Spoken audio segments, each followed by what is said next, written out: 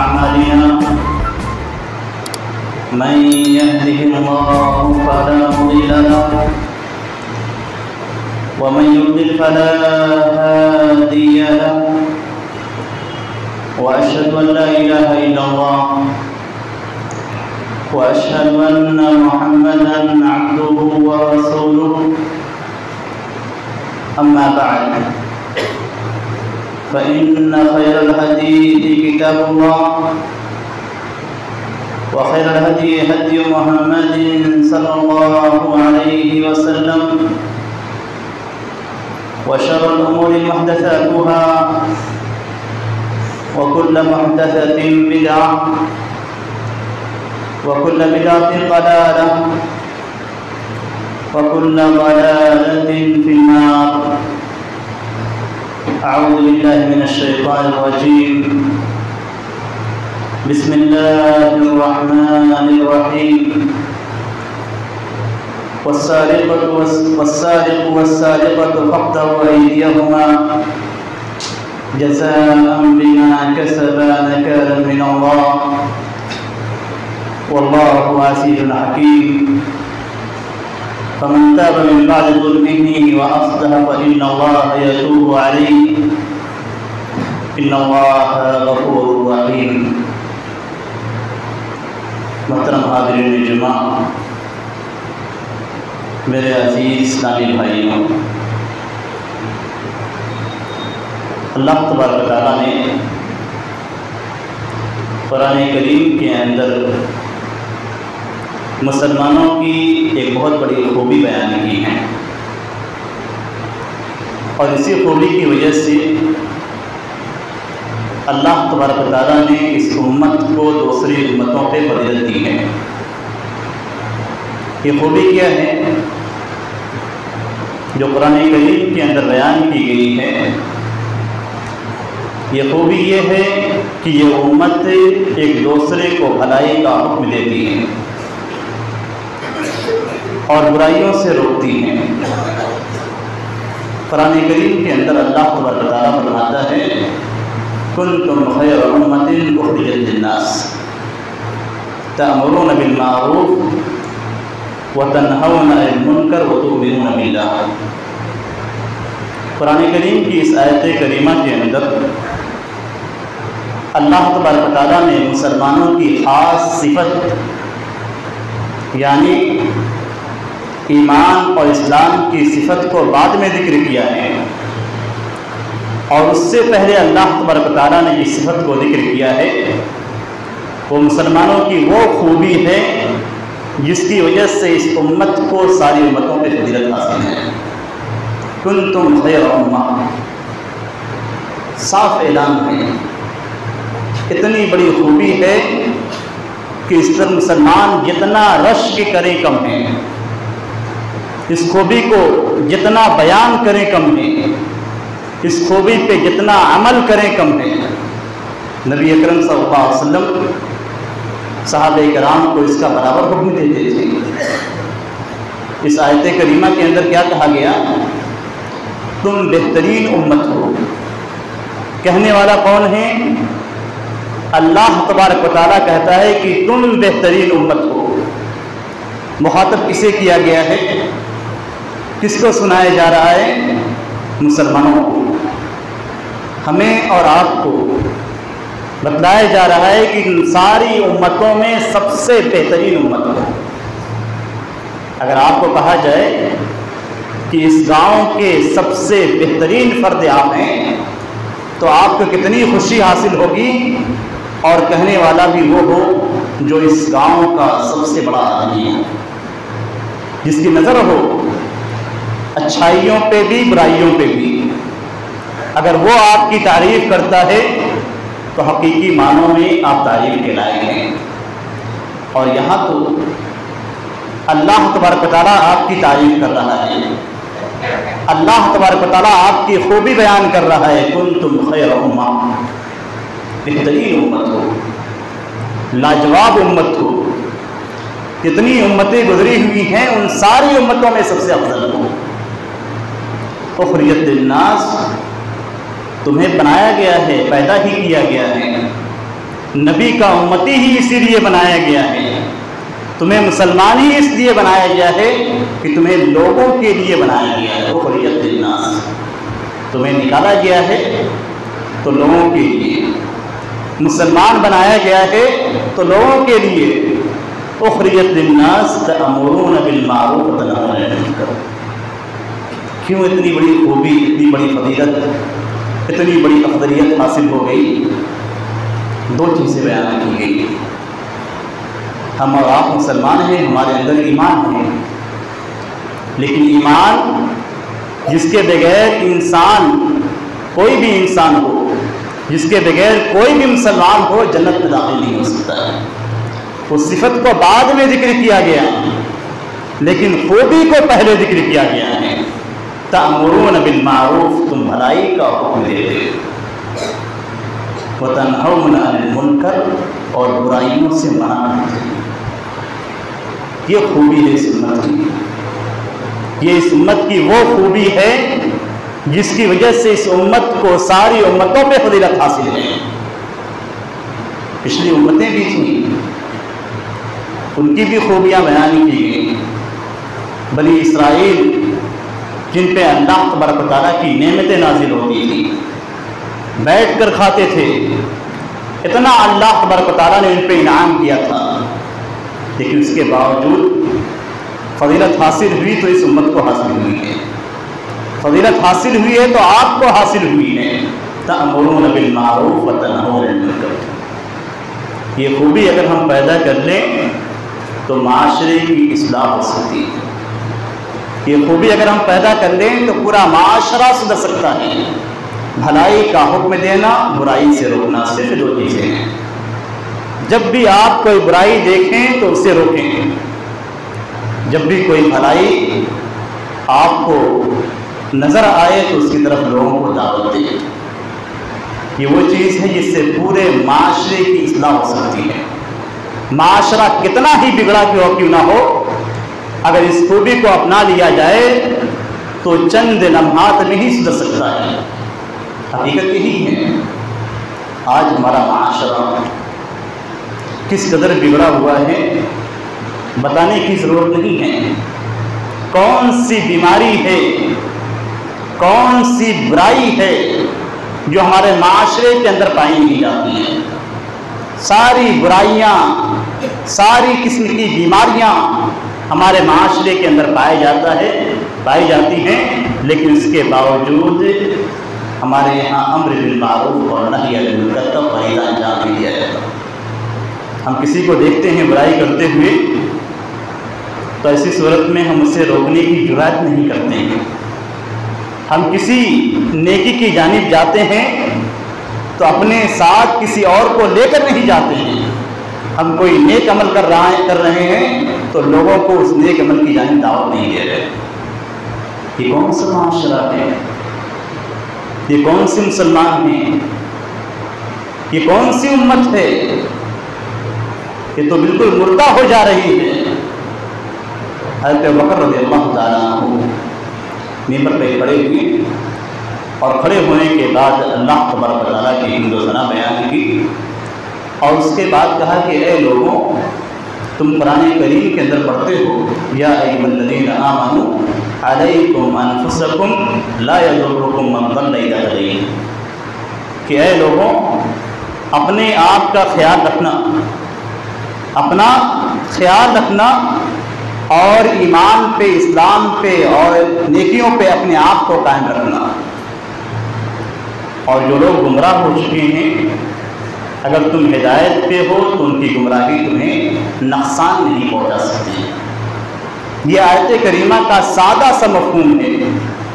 اس کے بعد حضرت ابوبکر رضی اللہ تعالیٰ عنہ کہتے ہیں کہ تم لوگ اس آیت کریمہ کا مفہوم اور معنی اس طریقے سے لینا چاہیے نہیں لیتے ہو، نہیں لیتے ہو۔ ہم اگر نیکی پہ چل رہے ہیں تو ہماری نیکی ہمارے لیے کافی ہے۔ ہم برائیوں سے بچ رہے ہیں تو ہمارا بچنا ہمارے لیے کافی ہے۔ ہم یہی سوچتے ہیں دوسرے افراد بھاڑ میں جائیں، وہ غلطیاں کرتے رہیں، برائیاں کرتے رہیں، ہم سے کیا لینا دینا ہے۔ اس آیت کریمہ کا یہی مفہوم عام طور پہ لوگوں کے سامنے آتا ہے۔ حضرت بکر رضی اللہ تعالیٰ عنہ پہ کھڑے ہو کے کہتے ہیں کہ جو مفہوم تمہارے ذہن میں آ رہا ہے یہ مفہوم حقیقت میں نہیں ہے۔ ایسا نہیں ہے کہ آپ ایمان پہ ہیں، اصلاح پہ ہیں، نیکیوں پہ ہیں، برائیوں سے بچ رہے ہیں تو یہ آپ کے لیے کافی ہے۔ کہتے ہیں میں نے نبی اکرم صلی اللہ علیہ وسلم کو سنا، اور حضرت بکر رضی اللہ تعالیٰ عنہ سے بہت کم احادیث مروی ہیں، اور جو احادیث نبی اکرم صلی اللہ علیہ وسلم سے انہوں نے روایت کی ہے وہ احادیث جلد کسی دوسرے صحابہ کرام سے نہیں ملتی۔ انہوں نے کہا کہ میں نے نبی اکرم صلی اللہ علیہ وسلم کو یہ فرماتے ہوئے سنا کہ اگر لوگ ظالم کو دیکھ رہے ہیں کہ وہ اپنا ظلم کر رہا ہے، ظالم کو ظلم کرتے ہوئے دیکھ رہے ہیں، اور پھر اس کے بعد اس ظالم کے ہاتھ کو نہیں پکڑتے ہیں، ظالم کو ظلم سے نہیں روکتے ہیں۔ ایک دوسری روایت کے اندر ہے کہ لوگ برائیوں میں مبتلا ہیں اور اس کے باوجود لوگ برائیاں دیکھنے کے باوجود برائیوں سے منع نہیں کر رہے ہیں۔ اوشک اللہ وَيَعُمَّهُمْ بِعِقَابٍ، تو اس کے بعد نتیجہ کیا ہوگا؟ نتیجہ یہ ہوگا کہ قریب ہے کہ اللہ تبارک و تعالیٰ ان تمام افراد پہ عذاب نازل کر دیں۔ آپ نیکی کر رہے ہیں، لوگوں کو نیکی کا حکم نہیں دے رہے ہیں، معاشرے کے اندر برائیاں ہو رہی ہیں، آپ دیکھ کر گزر جا رہے ہیں، اس کو ختم کرنے کی کوشش نہیں کر رہے ہیں، تو پوری بستی پہ عذاب نازل ہوگا جس میں آپ بھی شامل ہیں۔ یہ نہ سمجھیں کہ میں برائی نہیں کر رہا ہوں تو میں محفوظ ہوں، برائی نہیں کر رہا ہوں تو محفوظ ہوں۔ محفوظ کب رہیں گے؟ جب آپ برائی سے روکیں گے، ورنہ نبی اکرم صلی اللہ علیہ وسلم نے واضح طور پہ بتا دیا ہے کہ عذاب نازل ہوگا تو پوری بستی پہ عذاب نازل ہو جائے گا۔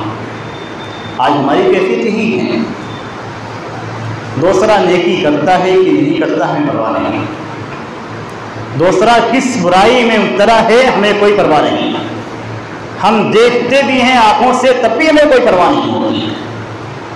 پورا معاشرہ اسی میں ڈوبا ہوا ہے، صرف اپنی فکر ہے کہ ہم نیکیاں کر لیں، اپنے آپ کو برائیوں سے روک لیں اور ہماری نجات ہو جائے گی۔ جب نبی اکرم صلی اللہ علیہ وسلم نے دنیا کے اندر عذاب میں مبتلا ہونے کی بات کہی ہے تو پھر آخرت کے اندر بدرجہ اولا عذاب میں مبتلا ہونا ہے۔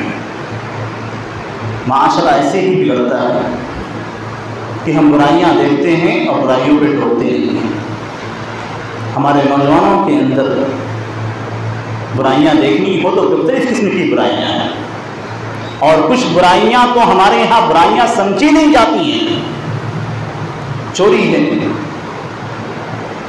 جس کی سزا قرآن کریم کے اندر ذکر کی گئی ہے، وَالسَّارِقُ وَالسَّارِقَةُ فَاقْطَعُوا أَيْدِيَهُمَا۔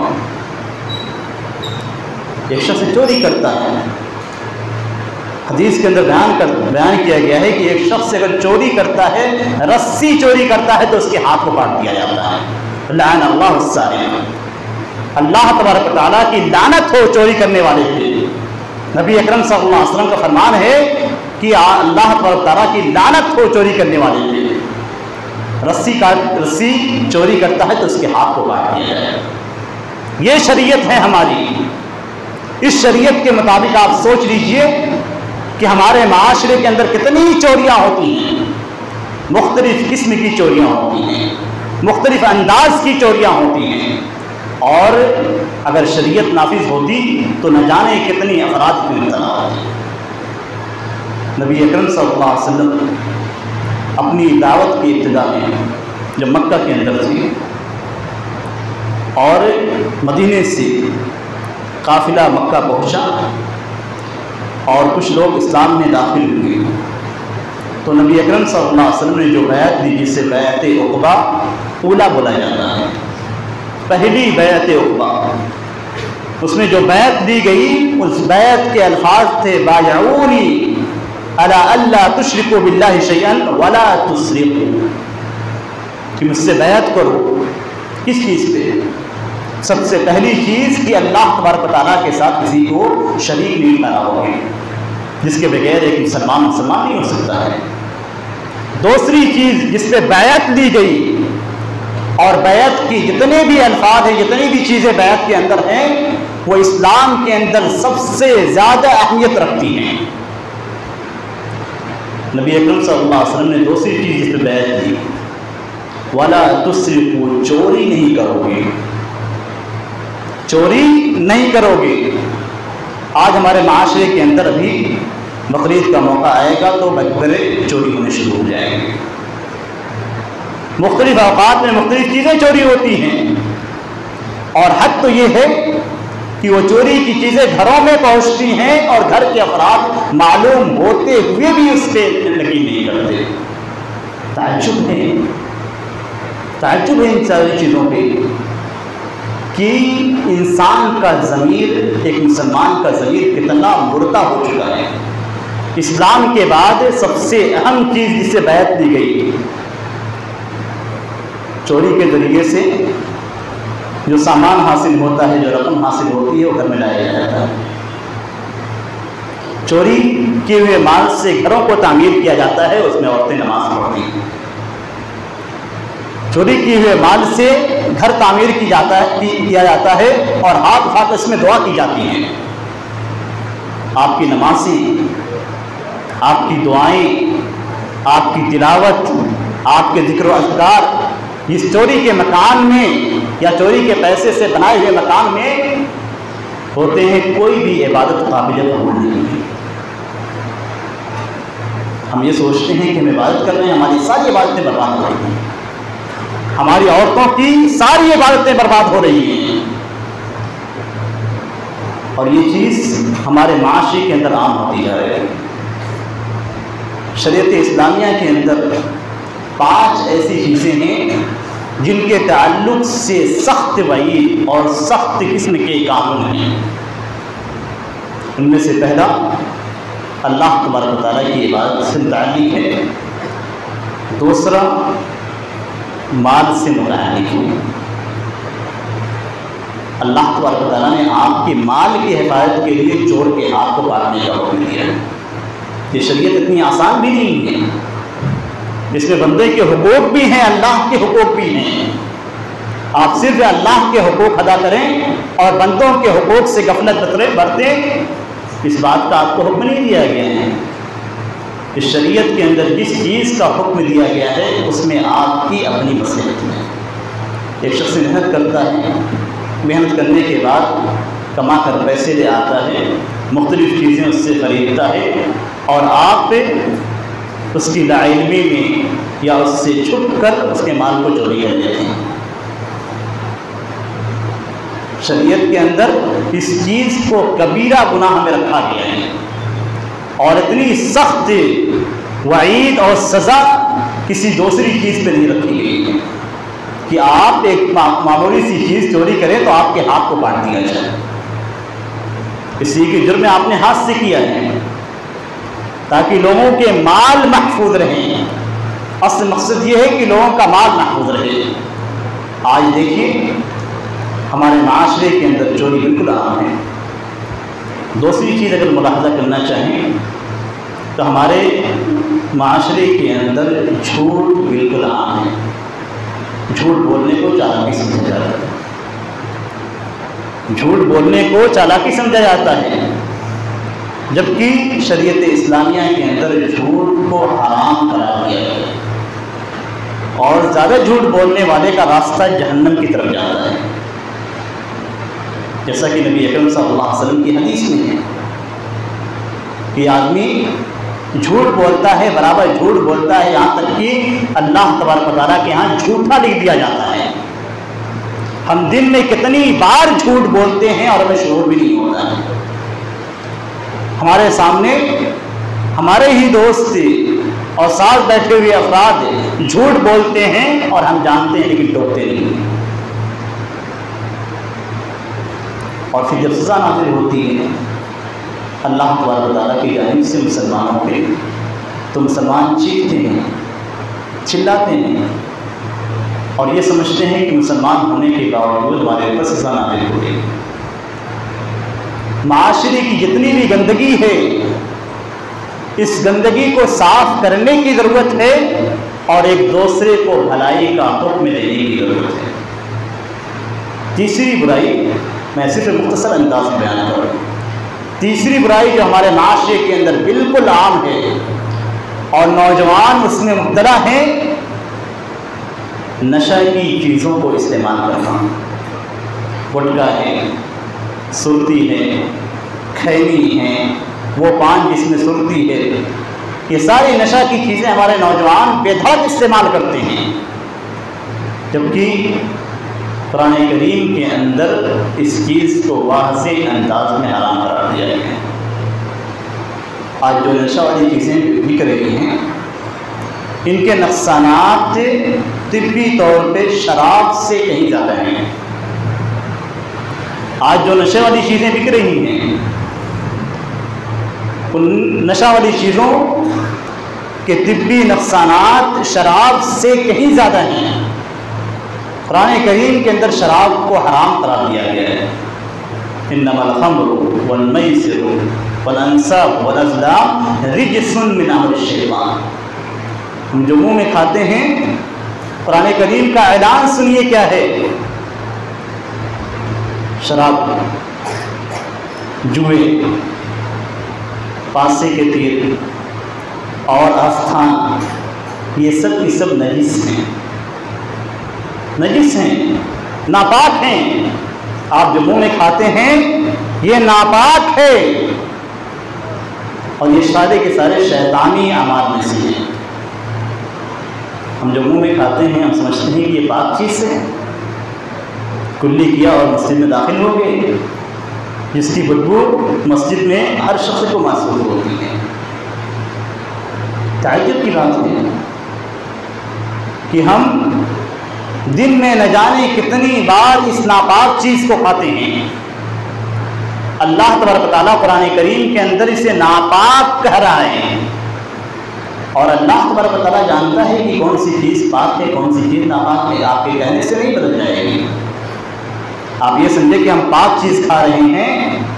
قرآن کریم میں نبی اکرم صلی اللہ علیہ وسلم کی صفت بیان کی گئی ہے، وَيَحِلُّ لَهُمُ الطَّيِّبَاتُ، کہ اللہ کے رسول صلی اللہ علیہ وسلم لوگوں کے لیے پاکیزہ چیزوں کو حرام کر رہے ہیں، وَيُحَرِّمُ عَلَيْهِمُ الْخَبَائِثَ، اور خبیث چیزوں کو نبی اکرم صلی اللہ علیہ وسلم حرام قرار دیتے ہیں۔ حدیث کے اندر یہ نہ کہیے کہ شراب کے تعلق سے ہے، نبی اکرم صلی اللہ علیہ وسلم کا فرمان ہے کل مسکر خمر وکل خمر حرام۔ قرآن کریم کے اندر خمر کا لفظ استعمال کیا گیا ہے اور اس کا ترجمہ عام طور پہ شراب سے کیا جاتا ہے۔ نبی اکرم صلی اللہ علیہ وسلم کی حدیث ہے کہ ہر نشہ آور چیز، ہر نشہ آور چیز، چاہے وہ گٹکا ہو، کھینی ہو، سرتی ہو اور پان ہو، جو بھی چیزیں جس کے اندر نشہ ہیں، وہ نشہ کی جتنی بھی چیزیں ہیں سب کے تعلق سے نبی اکرم صلی اللہ علیہ وسلم کہہ رہے ہیں کل مسکر خمر، ہر نشہ والی چیز شراب ہے، خمر ہے۔ قرآن کریم کے اندر جس کو خمر قرار دیا گیا ہے، نبی کی حدیث میں بھی اسے خمر قرار دیا گیا ہے۔ وَكُلُّ خَمْرٍ حرام، اور ہر شراب یا نشے والی چیز حرام ہے۔ نبی اکرم صلی اللہ علیہ وسلم مزید فرماتے ہیں فَمَا أَسْكَرَ كَثِيرُهُ فَقَلِيلُهُ حَرَامٌ، کہ اگر کسی نشے والی چیز زیادہ کھا لی جائے تو نشہ پیدا ہو جائے گا، فطور آ جائے گا، ذہن بھٹک جائے گا، آپ لوٹنے لگیں گے۔ تو نبی اکرم صلی اللہ علیہ وسلم کے فرمان ہے کہ اس چیز کی زیادہ مقدار نشہ پیدا کرے تو اس کی تھوڑی مقدار بھی حرام ہے۔ ایسا نہیں ہے کہ آپ کھاتے ہیں آپ کو نشہ نہیں ہوتا ہے تو آپ کے لیے جائز ہے۔ نبی اکرم صلی اللہ علیہ وسلم کی واضح حدیث ہے۔ دوسری روایت کے اندر ہے عائشہ رضی اللہ تعالیٰ عنہ کی روایت ہے، اس کے اندر ہے کہ جس کا ایک گھڑا بھر کے نشہ پیدا کرے اس کا ایک ہتھیلی بر چلو بر حرام ہے۔ ہم کھاتے ہیں سوچتے بھی نہیں کہ ہم دن میں کتنی بار حرام چیزوں کو کھا رہے ہیں، کتنی بار ناپاک چیزوں کو کھا رہے ہیں، اور ان ناپاک چیزوں کے کھانے کے نقصانات کیا ہیں۔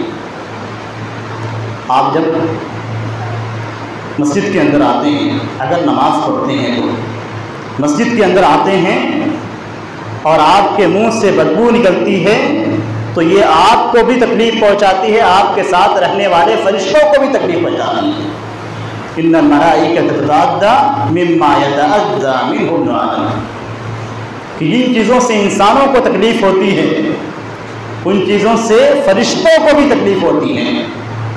آپ سوچئے، آپ کے پاس فرشتے موجود ہیں، آپ کی ہر حرکت کو تحریر کر رہے ہیں، اور جتنی دیر تک آپ کے منہ سے بدبو نکل رہی ہے ان فرشتوں کو آپ سے تکلیف ہو رہی ہے۔ کسے آپ تکلیف پہنچا رہے ہیں؟ تصور کیجیے، سوچئے، اور ساتھ ہی ساتھ اپنے بدن کو بھی نقصان پہنچا رہے ہیں۔ شریعت کے اندر کسی چیز کو جب حرام قرار دیا جاتا ہے تو اس کا فائدہ ڈائریکٹ آپ کو پہنچتا ہے۔ شریعت کے اندر کسی چیز کا حکم دیا جاتا ہے تو اس کا فائدہ آپ کو پہنچتا ہے۔ اللہ تبارک و تعالیٰ بری ہے، اللہ تبارک و تعالیٰ بے نیاز ہے، اللہ تبارک و تعالیٰ کو آپ کی عبادات اور آپ کے کھانے پینے کی چیزوں سے کوئی لینا دینا نہیں ہے، لیکن اللہ تبارک و تعالیٰ چاہتا ہے کہ آپ کا بدن سلامت رہے، اللہ تبارک و تعالیٰ چاہتا ہے کہ آپ کا معاشرہ اچھا رہے، اللہ تبارک و تعالیٰ چاہتا ہے کہ انسان اس دنیا میں بہتر بن کر رہے، اس کا بدن بھی اچھا ہو، اس کے تعلقات بھی اچھے ہوں، اور اس کا معاشرہ بھی اچھا ہو، وہ پاک ہو، معاشرہ بھی پاک ہو۔ یہ اللہ تبارک و تعالیٰ ہم سے چاہتا ہے۔ اب ہمارے اوپر یہ لازم ہے، یہ ذمہ داری عائد ہوتی ہے کہ ہم اللہ تبارک و تعالیٰ کی اس سے جو رضا ہے، اس اللہ تبارک و تعالیٰ کی رضا کے لیے، اللہ تبارک و تعالیٰ کی اس مصلحت کے لیے ہم ان تمام چیزوں سے اپنے آپ کو دور رکھیں جن میں ہم ملوث ہیں۔ جو برائیاں ہمارے معاشرے کے اندر پائی جاتی ہیں ان برائیوں سے خود کو بھی دور رکھیں اور دوسروں کو بھی بچانے کی کوشش کریں۔ یہ امر بالمعروف اور نہی عن المنکر کا فریضہ ہمارے اوپر واجب ہوتا ہے، اور اسی لیے نبی اکرم صلی اللہ علیہ وسلم فرمایا کہ لَتَأْمُرُنَّ بِالْمَعْرُوفِ وَلَتَنْهُنَّ عَنِ الْمُنكَرِ، کہ تم ضرور برائی کا حکم دو اور ضرور برائی سے روکو، ورنہ اللہ تبارک و تعالیٰ تمہارے دلوں کے اندر ایک دوسرے کے درمیان دوری پیدا کرتے ہیں۔ یہ اصلی چیز ہے جو معاشرے کے اندر ہونی چاہیے۔ معاشرہ بالکل ایک گھر کی طرح ہونا چاہیے، ایک فرد کی طرح ہونا چاہیے۔ جس طریقے سے ایک گھر کے افراد آپس میں ایک دوسرے سے محبت رکھتے ہیں، اسی طریقے سے معاشرے کے اندر بھی ہر فرد کو دوسرے سے محبت ہونی چاہیے، اور جس طریقے سے آپ یہ پسند کرتے ہیں کہ آپ برائی سے دور رہیں، اسی طریقے سے اپنے بھائی کو بھی دور رکھیں۔ یہ ایمان کا حصہ ہے۔ لا یؤمن احدکم حتی یحب لأخیہ ما یحب لنفسہ، کہ تم میں سے کوئی اس وقت تک مومن نہیں ہو سکتا ہے جب تک کہ اپنے بھائی کے لیے وہی چیزیں پسند نہ کرے جب تک وہ جو اپنے لیے پسند کرتا ہے۔ اس لیے ہمارے اوپر یہ ذمہ داری عائد ہوتی ہے کہ ہم معاشرے کی اصلاح کریں، اور معاشرے کے اندر جو برائیاں پھیلی ہوئی ہیں ان برائیوں کو دور کرنے کی کوشش کریں۔ ہمیں جو بڑے حضرات ہیں، جو بڑی عمر کے لوگ ہیں، ان کی ذمہ داریاں مزید بڑھ جاتی ہیں، اس لیے کہ وہ اس گاؤں کے، اس علاقے کے بڑے افراد ہیں، ان کی ذمہ داریاں بڑی ہوتی ہیں، اس لیے ان کو بھی اپنی ذمہ داریوں کا احساس کرنا چاہیے، اور گھر کے جو بڑے افراد ہیں ان کو بھی گھر کے افراد پہ نظر رکھنے کی ضرورت ہے تاکہ معاشرے کی اصلاح ہو سکے اور ہمارا معاشرہ پاک ہو سکے۔ اللہ تبارک تعالیٰ سے دعا ہے کہ اللہ تبارک تعالیٰ ہماری اصلاح فرمائے اور ہم سے جو کوتاہیاں ہوئی ہیں ان کوتاہیوں کو معاف فرمائے، ہمیں امر بالمعروف اور نہی عن المنکر کا فریضہ انجام دینے کی توفیق عطا فرمائے۔ آمین۔ بارک اللہ لکم فی القرآن العظیم ونفعني